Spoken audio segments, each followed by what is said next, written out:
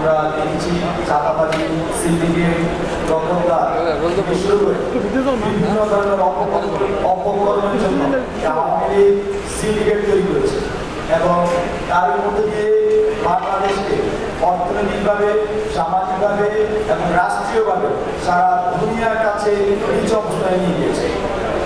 আমরা যখন 5ই আগস্ট বাংলাদেশের ছাত্র জনতা একটি গণ-অভ্যুত্থান করে, তখন আমরা দেখতে পাই তার পরবর্তীতে এই ফ্যাসিবাদের দোষররা ক্রমাগতভাবে আমাদের বিরুদ্ধে ষড়যন্ত্র করে যাচ্ছে। তারই প্রেক্ষিতে আমরা আরো দেখি বিভিন্ন জায়গায় তারা চাঁদাবাজি, দখলদার, সিন্ডিকেটের নেতৃত্ব দিচ্ছে।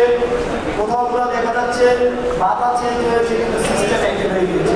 আপনারা গতকাল দেখেছেন বঙ্গবাজারে, সেখানে আওয়ামী লীগের একটা কমিশনার, মহিলা কমিশনার চাকরি এবং তার সাথে যোগ দিয়েছিল যে বিএনপির সাভার নেতা শপথ, এই দুইজনের যোগ সাজছে আমাদের ঢাকা বিশ্ববিদ্যালয়ের মেধাবী শিক্ষার্থী এবং সাংবাদিক সমিতির সভাপতি আহসানি ভুইয়ার উপর তারা অতর্কিত হামলা করেছে। যখন তিনি এই চাঁদাবাজদের বিরুদ্ধে কথা বলেন, প্রতিবাদ করেন, আমরা দেখেছি যে এরা সংবাদ মাধ্যমে বা মুক্ত বাক স্বাধীনতার সাথে গলা চেপে ধরতে চেয়েছিল। আমি প্রশ্ন রাখতে চাই, যাদের হাতে মুক্ত বাক স্বাধীনতা কোনো নিশ্চয়তা নাই, তাদের হাতে কিভাবে একটি বিপ্লবী রাষ্ট্র সংহত থাকবে, সুসংহত থাকবে? আমি প্রশ্নটি রাখতে চাই। তার পরবর্তীতে আপনারা দেখেছেন যে যখনই এখানে চাঁদাবাজি হচ্ছে, দখলদারি হচ্ছে এবং অনিয়ম হচ্ছে, বৈষম্যবিরোধী ছাত্র আন্দোলনে যারা অংশগ্রহণ করেছিলেন তারা স্বতঃস্ফূর্তভাবে সেসব চাঁদাবাজি, দখলদারি, সিন্ডিকেটের বিরুদ্ধে কথা বলছে, প্রতিবাদ প্রতিরোধ করে তুলছে। আপনারা আরো দেখেছেন যখনই বাংলাদেশের দক্ষিণ পূর্ব অঞ্চলে একই সাথে রাজনৈতিক এবং প্রাকৃতিক একটা বন্যা হচ্ছিল, তখন বৈষম্যবিরোধী ছাত্র আন্দোলন কিভাবে সারা দেশের মানুষকে সুসংগঠিত করে একটি জাতীয় ঐক্যের একটি ডিসপ্লে রেখেছে, এবং বৈষম্যবিরোধী ছাত্র আন্দোলন তাদের এই কর্মসূচির মাধ্যমে আমরা মনে করছি যেভাবে 5ই আগস্টের পূর্বে তাদের কর্মসূচির মাধ্যমে মানুষকে ঐক্য বলতে বলেছিল, এই কর্মসূচির মাধ্যমে তারা আবারও জাতীয় ঐক্যকে খুব ভালোভাবে প্রকাশিত করেছে। তারই ধারাবাহিকতায় আমরা আসলে সার্বিকভাবে বাংলাদেশে একটি প্রজন্মগত রাজনৈতিক রূপান্তর দেখতে পাচ্ছি। তো এই প্রজন্মগত যে রাজনৈতিক রূপান্তর বা জেনারেশন যে বা জেনজি যাই বলি না কেন, তাদের যে চিন্তা ভাবনা, তাদের যে রাষ্ট্রীয় পরিকল্পনা, আমরা মনে করছি তাদের এই রাষ্ট্রীয় পরিকল্পনা, ভাবনা এবং রাষ্ট্রীয় এগিয়ে নিয়ে যেতে চায়, তাকে বাংলাদেশের সকল পর্যায়ের নাগরিকের স্বাগত জানানো উচিত। সেই প্রেক্ষিতে এই আমাদের বৈষম্যবিরোধী ছাত্র আন্দোলন কাজ করে যাবে। পাশাপাশি আমরা আমাদের যে আইন শৃঙ্খলা অনেক জায়গায় আমরা ব্যবস্থা করে দিচ্ছি, তার প্রেক্ষিতে আমরা অবশ্যই আপনাদের কারো আশা করি যেটা আমরা বাকি নেই। এই যে ফ্যাসিবাদ, সে কিন্তু আমাদের প্রত্যেকটি সিস্টেমকে আসলে নষ্ট করে দিয়েছে। পুলিশ থেকে শুরু করে প্রশাসনের প্রত্যেকটি ব্যবস্থা তৈরি করে একটি অসামঞ্জস্যতা তৈরি করেছিল এবং যেসব প্রতিষ্ঠান আসলে সত্যিকার অর্থে মানুষের সেবা পেত না।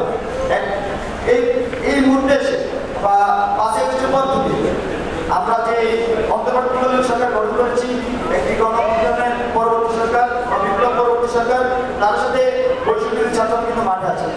আমরা চাচ্ছি বৈষম্যবিরোধী ছাত্র আন্দোলনের পক্ষ থেকে পুলিশ সহ সকল আইন শৃঙ্খলা বাহিনীকে সহযোগিতার হাত বাড়িয়ে দিতে, এবং আমরা সেটি করছি। আমি সারা দেশবাসীকে আহ্বান করছি, আপনারা পুলিশ সহ আইন শৃঙ্খলা বাহিনী এবং প্রশাসনকে সহযোগিতা করুন। পাশাপাশি আজকে আহ্বান করবো, কোথাও আপনারা আইন হিসাবে তুলে নেবেন না, তার বিরুদ্ধে যদি কোনো সুনির্দিষ্ট তথ্য প্রমাণ অভিযোগ থাকে সেগুলো নিয়ে আপনারা তার বিরুদ্ধে অভিযোগ দেই, কিন্তু কোনোভাবে আইন হিসাবে তুলে নেওয়া যাবে না। আমরা আগামী বাংলাদেশে সত্যিকার অর্থে আইনের শাসন চাই এবং সেজন্য সারা দেশবাসীর সহযোগিতা চাচ্ছি। আরেকটি বিষয় আপনারা স্পষ্ট হয়ে গেছেন, বৈষম্যবিরোধী ছাত্র আন্দোলন কিন্তু 5ই আগস্টের পর থেকে বাংলাদেশের নিরাপত্তায় বিভিন্নভাবে তারা কাজ করে যাচ্ছে, এবং আমি বৈষম্যবিরোধী ছাত্র আন্দোলনের সাথে যারা এই গণঅভ্যুত্থানে অংশগ্রহণ করেছিলেন তাদের সকলকে আহ্বান করব, আগামী দিনগুলোতে আমরা যাতে এই স্বতঃস্ফূর্ত জাতীয় নিরাপত্তার জন্য আমরা কাজ করে যাই। তবে আবারও বলছি, কোনোভাবে আইন হিসেবে তুলে নেওয়া যাবে না। দোষী হয়, তার বিরুদ্ধে সুনির্দিষ্ট অভিযোগ থাকে, আপনারা সেই অভিযোগ সহ যে সিস্টেমেটিক অভিযোগ প্রকাশ করার যে মাধ্যম বা অভিযোগ দেওয়ার মাধ্যম সেখানে দিয়ে আমরা আইনের শাসন বাংলাদেশে প্রতিষ্ঠা করতে চাই। আরেকটি বিষয়, এই যে খুনি আছে না, ভাইরা খুব ভালো করে ব্যাখ্যা করেছে তারা কিভাবে আমাদের ভাইদেরকে শহীদ করেছে, কিভাবে আমাদের করে বুকি চালিয়েছে, আমাদের বুকে গুলি চালিয়েছে। তো সবকিছু মিলিয়ে এই আমরা বৈষম্য ছাত্রদের পক্ষ থেকে খুনি হাসিনার বিচারের দাবি করছি এবং আওয়ামী দোষর যারা এই হত্যাকাণ্ডের সাথে সরাসরি যুক্ত ছিল তাদেরও বিচারের দাবি জানাচ্ছি। এছাড়াও বৈষম্য ছাত্রদের পক্ষ থেকে আমরা তাদেরকে ক্রমাগত চিহ্নিত করার চেষ্টা করছি। আমরা আমাদের ছাত্রদের পক্ষ থেকে একটি ফ্যাক্ট ফাইন্ডিং কমিটি ঘোষণা করার পরিকল্পনা করছি। তো সবকিছু মিলে আমরা স্পষ্টভাবে জানিয়ে দিতে চাই যারা এইসব হত্যার সাথে জড়িত ছিল, হামলার সাথে জড়িত ছিল, তাদেরকে কোনোভাবে ছাড় দেওয়া হবে না। বাংলাদেশের ছাত্র জনতা এদেরকে নিজের ফ্যাক্ট ফাইন্ডিং টিমের মাধ্যমে সহযোগিতা করে সকলকে চিহ্নিত করে আইন নিয়ে আসবে। তার পরিবর্তে এই যে কর্মযজ্ঞের কথা আমি বলছি, সেই কর্মযজ্ঞ পরিচালনা করতে 5 আগস্টের পর থেকে এখন পর্যন্ত আমাদের কোনো হিমশিম খেতে হচ্ছে।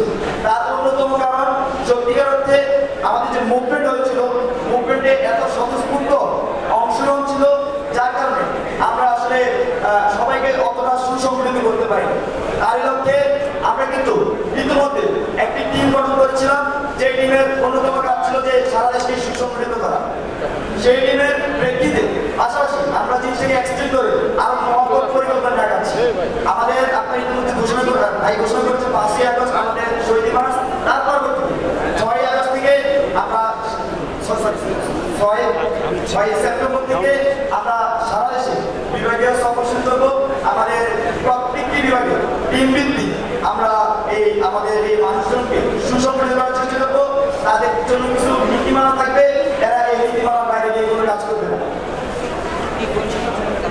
হ্যাঁ, আমরা বিভাগীয় সফর করবো। আমাদের টিমগুলো আমাদের জনমত মানুষজন কি বলতে চাচ্ছে, তাদের ভাষা কি সেটা আমরা শোনার চেষ্টা করবো। আপনারা দেখেছেন আমরা এই বৈষম্য ছাত্র পুরো মুভমেন্টে যে জিনিসটি করার চেষ্টা করেছি, আমরা যেমন একই সাথে জনমত তৈরি করার চেষ্টা করেছি, অন্যদিকে জনগণের যে ভাষা সেই ভাষাকে রূপান্তর করার চেষ্টা করছি। মূলত আমি বলতে চাচ্ছি জনগণ যেটা চাচ্ছে আমরা আসলে সেটাই করার চেষ্টা করছি। আপনারা দেখবেন যেদিন আমরা এক দফা ঘোষণা দিব সেদিন কিন্তু আমরা ঘোষণা কিন্তু সবাই একান্ত তুলেছে। তার মানে আমি বুঝাতে চাচ্ছি জনগণ যেটা চাই সেটা আগামী বাংলাদেশ হবে, আর আমরা একটি পিরিয়ডের হবো। পিরিয়ডের বলতে বোঝাচ্ছি আমরা জনগণ থেকে কথা শুনবো, এই কথাগুলোকে অ্যাকুমুলেট করে সেটা সোসাইটিতে বাস্তবায়ন করার জন্য ছুড়ে দিব। আমরা মনে করছি যে বাংলাদেশের মানুষ সেটা বাস্তবায়ন সহযোগিতা করবে এবং বাংলাদেশের মানসিক শক্তি সেটাকে বাস্তবায়ন করবে। তো আমাদের 6ই সেপ্টেম্বর থেকে মূলত যে কর্মসূচি শুরু হবে সেটি হচ্ছে বিভাগীয় সফর এবং জেলা ভিত্তিক সফর। সেখানে আমরা বিভাগীয় ও জেলা পর্যায়ে যারা আমাদের সাথে বৈষম্য ছাত্ররা যোগ দিয়েছিলেন সকলের কথা শুনবো, সকলকে সুসংগঠিত করার চেষ্টা করবো এবং সুনির্দিষ্ট কিছু দিক নির্দেশনা দেওয়ার চেষ্টা করবো। যেমন আমরা অনেক জায়গায় দেখেছি যে সমন্বয় করেছে অনেক ধরনের দুর্নীতির সাথে জড়িয়ে যাচ্ছে, সিন্ডিকেটের সাথে জড়িয়ে যাচ্ছে। সত্যিকার অর্থে আমি আবার স্পষ্ট করতে চাই, আমরা বারবার স্পষ্ট করেছি আমাদের শুধুমাত্র কয়েকটি কমিটি ঢাকা বিশ্ববিদ্যালয় সহ জগন্নাথ, চাঁদনীনগর, চট্টগ্রাম এরকম অল্প কয়েকটা কমিটি আমরা অথরাইজ করেছি। এর বাইরে আমরা আসলে কোনো সেরকম কোনো কমিটি নেই, জেলা ভিত্তিক আমরা কোনো কমিটি নেই। তো যারা এরকম জেলা ভিত্তিক বা এলাকা ভিত্তিক সমন্বয় করছে করছে তারা আমরা মনে করছি তারা আমাদের লোক না, তারা আসলে আমাদের প্রশ্নিত করার জন্য এই কাজ করছে। তো কেউ যদি কোথাও এ ধরনের ভিন্ন পরিচয় দিয়ে বা ভিন্ন কাজ করার জন্য আমাদের পরিচয় ব্যবহার করে তাদেরকে আপনারা সতর্ক করে দেবেন এবং চেষ্টা করবেন যে তাদেরকে আইনের হাতে তুলে দেওয়ার জন্য। আর সাংবাদিক বন্ধুদেরকে অনুরোধ করবো এই বিষয়টি যাতে সুস্পষ্টভাবে একটু প্রচারণা করা হয়। আসলে দেশবাসী অনেক সময় আমাদেরকে ভুল বুঝতে পারে, সত্যিকার অর্থে যারা এই আজকে চেয়ারে বসে আছে বা যারা এই আন্দোলনের সাথে সংশ্লিষ্টভাবে ছিল বা অথরাইজ তারা কেউ আসলে এইসবের সাথে জড়িত না। আমরা একটি ঘটনা দেখেছি, জগন্নাথ বিশ্ববিদ্যালয়ের সমন্বয় করে যে একজনের সাথে দুর্ব্যবহার করছে, সে আসলে পূর্বের ছাত্রলীগ করতো আমরা যেটা শুনেছি, এবং হচ্ছে সে আমাদের কোনো অথরাইজ কেউ না, শুধু পরিচয়টি ব্যবহার করছে। তো সবকিছু মিলিয়ে সবাইকে যে তথ্যটি দিতে চাচ্ছি সেটি হচ্ছে বৈষম্য বিরোধী ছাত্র আন্দোলন নতুন করে সারা দেশে পুনর্গঠিত হবে এবং সেটি খুব সিস্টেমেটিক্যালি পুনর্গঠন হবে। তাদের প্রধান কাজ এখন কথা হচ্ছে কেন পুনর্গঠন হবে, প্রশ্নটি কেন সিন্ডিকেট দখলদারি দুর্নীতির বিরুদ্ধে অবস্থান নেওয়া এবং আমরা 5ই আগস্টে এই যে সহস্রাধিক জীবন এবং লক্ষাধিক আমাদের বিনিময়ে একটি নতুন স্বাধীনতা পেয়েছি, যে নতুন বিপ্লব করছি, সেই নতুন বিপ্লবকে রক্ষার লক্ষ্যে তারা কাজ করে যাবে। আর মূলত এটাই আমাদের মূল কর্তব্য। আমি আবার বলছি, চাঁদাবাজি, সন্ত্রাস, দুর্নীতি প্রতিরোধ এবং বিপ্লব